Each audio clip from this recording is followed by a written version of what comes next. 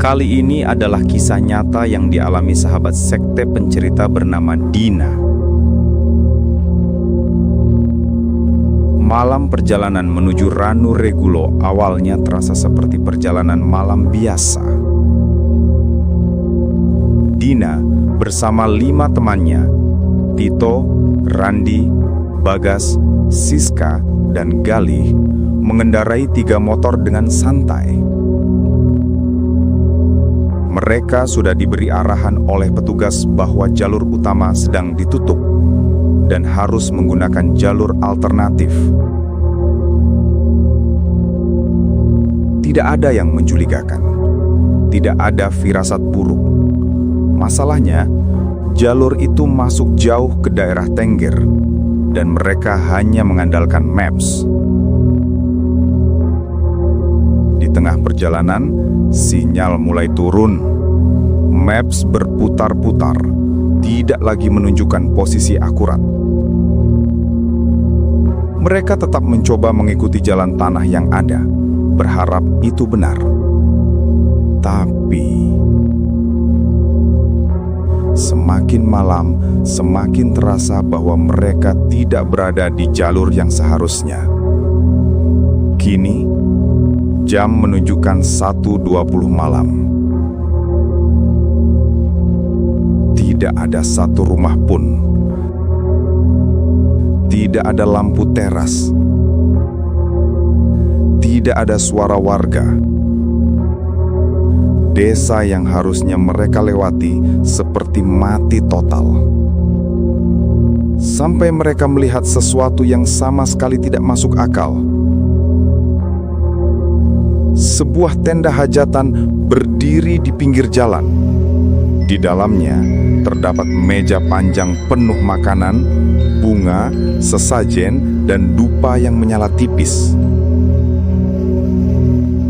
Tidak ada orang, tidak ada suara, tidak ada tanda sedang ada acara apapun. Jam segini siapa yang hajatan? Bisik Bagas sambil memperlambat motornya. Tidak ada yang menjawab. Mereka hanya saling menatap sesaat, lalu melanjutkan perjalanan. Mereka baru sadar bahwa setelah melewati tenda itu, jalanan semakin sempit dan berbatu. Dan tidak sampai 1 kilometer, jalan itu mentok. Kini, di depan mereka berdiri pagar bambu pembatas area pemakaman. Di samping kiri jalan, gelap gulita, pepohonan rapat, dan jurang yang menganga tanpa pembatas. Tidak ada penerangan sama sekali. Mereka saling pandang, bingung, gugup, dan mulai merasa ada sesuatu yang tidak beres. Karena tidak mungkin melanjutkan ke arah kuburan dan jurang, satu-satunya pilihan hanyalah balik ke arah tenda tadi. Saat mereka kembali, tenda itu masih sama seperti sebelum mereka tinggalkan. Sesajen lengkap, makanan lengkap, bunga lengkap. Namun kali ini, ada seorang bapak berdiri di depannya. Pakaiannya serba hitam, lengkap dengan belangkon hitam. Sorot matanya tajam, namun kosong. Wajahnya datar tanpa ekspresi. Berdiri seolah sudah lama menunggu. Tito langsung bergegas turun dari motor dan mencoba bertanya pada lelaki itu. "Pak, permisi. Jalan ke Ranu Regulo lewat mana ya?" ucap Tito. Tapi bapak itu menjawab dengan bahasa yang bukan Jawa biasa, bukan Jawa Kromo, bukan Madura. Nada dan kata-katanya seperti Jawa kuno atau bahasa Sanskerta. Teman Dina Tito kebetulan sedikit paham karena pernah belajar Boso Jawa alus tingkat tinggi. Namun tetap saja, komunikasinya tersendat. Bapak itu berkali-kali mengarahkan mereka untuk kembali ke arah kuburan dan jurang. Ucapan bapak itu tidak begitu jelas di telinga mereka. Pareng, pareng, tengwetan, tengwingking. Hanya kalimat itu yang bisa dipahami oleh mereka. Namun mereka paham bapak itu mengarahkan mereka untuk terus. Mereka protes dan panik karena arahan bapak tua itu. "Pak, itu gelap, itu jurang, cuma muat 1 motor saja," ucap Dina. Tapi bapak itu tetap sama jawabannya, tidak berubah. Pareng, pareng, hanya itu yang diucap bapak itu. Karena tidak ada sinyal, tidak ada warga lain, dan waktu sudah hampir pukul 2 pagi, mereka akhirnya memutuskan untuk mengikuti arahannya. Jalan itu memang hanya muat 1 motor. Batu-batu lebarnya sebesar kepala manusia. Jurang di kanan mereka terasa seperti mulut hitam yang menunggu untuk dimasuki. Lampu motor hanya mampu menerangi beberapa meter ke depan. Setelah berjalan hampir 1 kilometer di jalan yang sama sekali tidak menunjukkan tanda kehidupan atau desa, ditambah lagi jalan begitu gelap walau diterangi lampu motor. Akhirnya, mereka benar-benar mulai merasakan bahwa ada yang tidak wajar. "Ini nggak benar," bisik Dina memeluk jaketnya erat. Mereka memutuskan untuk putar balik dan mencari desa terdekat daripada melanjutkan perjalanan. Saat sedang putar balik, perlahan tiba-tiba terdengar suara klakson. Semakin keras, jelas, dekat. Semua langsung panik dan berhenti. "Siapa yang mencet klakson? Jangan bikin tambah panik," teriak Randi. Tidak ada yang benar-benar menyalakan klakson, dan di jalur itu hanya mereka berenam. Tidak ada motor lain, tidak ada pendaki lain, tidak ada apapun. Suara klakson yang muncul tanpa asal itu membuat bulu kuduk semua berdiri.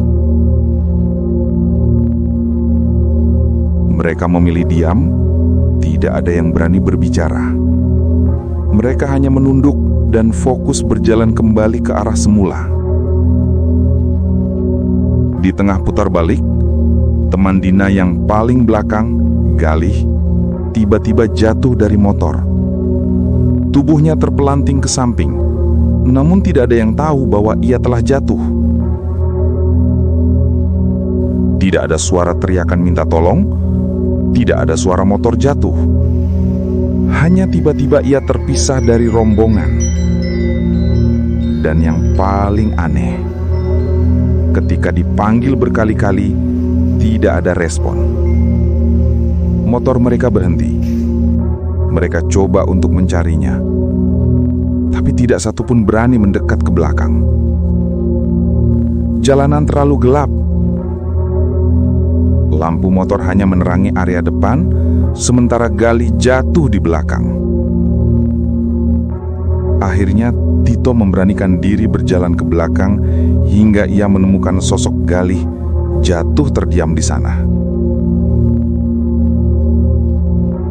Tito mencoba menarik tangan Galih, dan saat ditarik, tubuh Galih baru bergerak, seolah sebelumnya ada yang menahan tubuhnya. Setelah itu, mereka meneruskan perjalanan dengan penuh hati-hati. Kali ini Dina yang merasakan gangguan. Kakinya seolah digesek sesuatu seperti kuku panjang yang menggores perlahan di pergelangan kakinya. Ia menahan napas, tidak berani melihat ke bawah. Ketika ia refleks mengangkat kaki karena sensasinya semakin kuat, Tito langsung menoleh cepat dan berbisik, "Kakimu ya? Diam dulu. Solawatan," kata Tito. Dina menutup matanya pelan dan menggigit bibirnya. "Iya, Tok," ucap Dina. Suaranya gemetar saat mengikuti instruksi Tito. Mereka akhirnya tiba di ujung desa, tempat yang terang, dekat jalan besar. "Selamat," ucap salah satu dari mereka. "Alhamdulillah," ucap Dina. Salah satu dari mereka melihat jam di HP-nya. Pukul 3 pagi. Padahal jarak yang ditempuh tidak sampai 1 kilometer. Mereka duduk lama, menenangkan diri. Semua masih gemetar. Mereka masih merasakan takut karena kejadian aneh yang mereka alami. Setengah jam kemudian, ketika mereka merasa sudah mulai tenang dan aman, mereka membuang pikiran aneh karena kejadian tadi dan mereka memutuskan kembali melewati tenda hajatan itu untuk segera pulang. Namun saat mereka sampai di lokasi, tenda itu masih berdiri. Tapi mejanya kosong.